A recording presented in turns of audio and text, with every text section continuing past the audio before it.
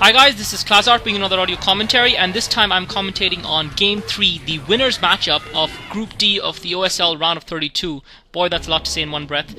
Between July and Frozian. God, I can't believe these two guys ended up making it to the winners matchup. Obviously, I'm a huge July fan. I think he's a great StarCraft player, but I wasn't convinced that he could take out the MSL champion, but he did, and especially on a map that is so heavily imbalanced versus Zerg, Hwangdo, and yet he pulled out the stops and he took out the victory against Mind.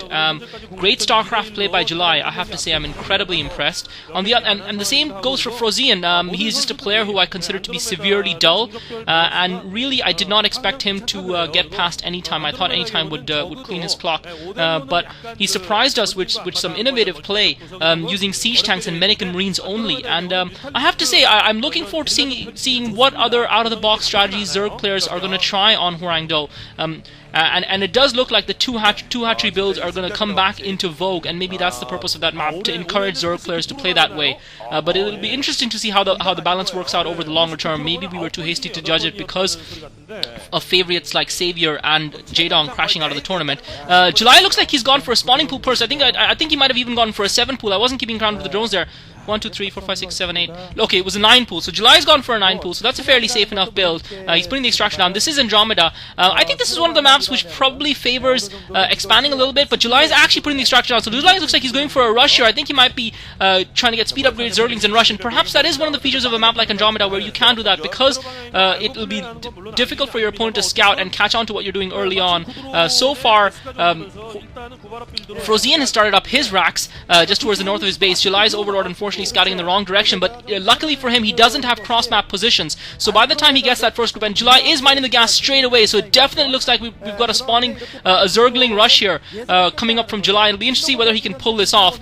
If he can pull this off, he'll be through to the next round, and this scout is going to be crucial here coming from Frozian. Frozian sending his SCV out, and looks like he might be sending it out in the wrong direction. He's actually sending it okay, it looked like for a second he was going to send it northwards, but it looks like he's actually sending it towards the eastern part of the map, towards the bottom right corner of the map, at the 5 o'clock position. So he's not going to, so because he's scouting counterclockwise, he's actually going to arrive at July's base last. He might see the Overlord drifting downwards, but he's going to actually arrive last.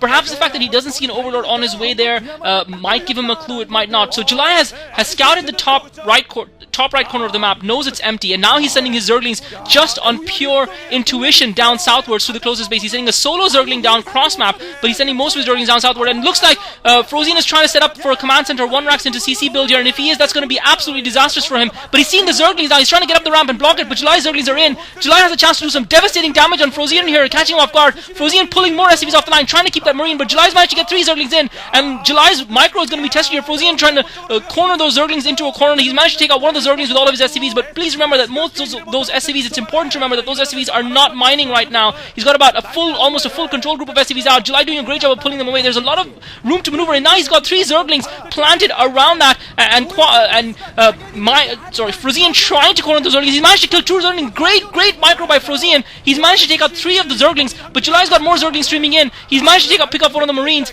Meanwhile, Frozian struggling to get some resources. He's trying to build a bunker now next to his command center, and July's continuing to pump the Zerglings out. He's also started. Looks like July's going to take this game. Looks like July is going to go through to the OSL proper, to the round of 16. He's continuing to take out those.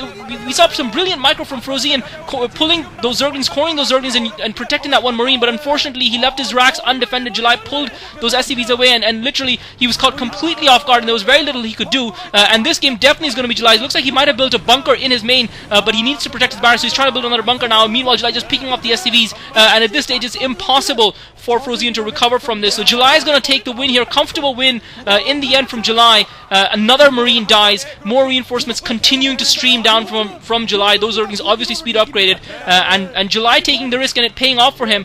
This is a little bit of a risky strategy, but July did go 9 pool, and if his first 6 Zerglings didn't pan out, he still wouldn't have been in a horrible position. He still would have been okay, although he did invest a lot in that early gas.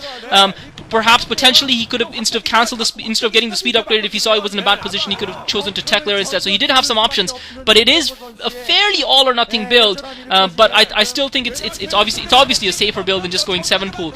So July with the win, he's going to go through to the next round, and there's literally nothing that Frozian can do about it. He's just lost too many SCVs, and it's just a matter of time before he GG's. He's managed to get a few Marines out and save his racks and get those Marines in the bunker, but he actually, I thought he had a bunker up near his command center. He obviously doesn't, and July just picking off those SCVs at will.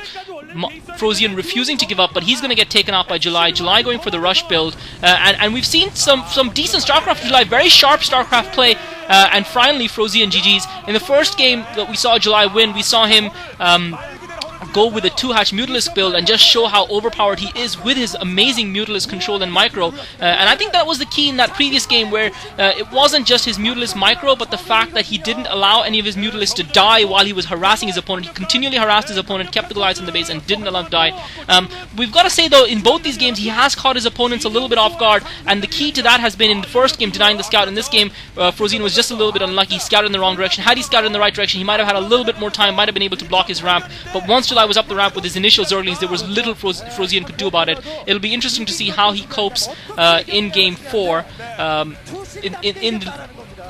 he copes in Game 5, in the losers final.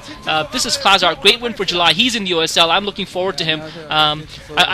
It's a little early to call a comeback. It's a little bit early for that, but the signs are there. The signs and portents are positive. This is Klazart, guys. Thanks for listening. And also I wanted to give a shout out. I was requested to give a shout out by Ericsson22 to the MK Chosen 13 clan on US West. To shout out to those guys, and apparently they play some decent StarCraft and upload commentaries of their games. I'm not sure where they do that, but his YouTube name is MK Chosen 13, so check him out. This is Klazart, guys. Thanks for listening.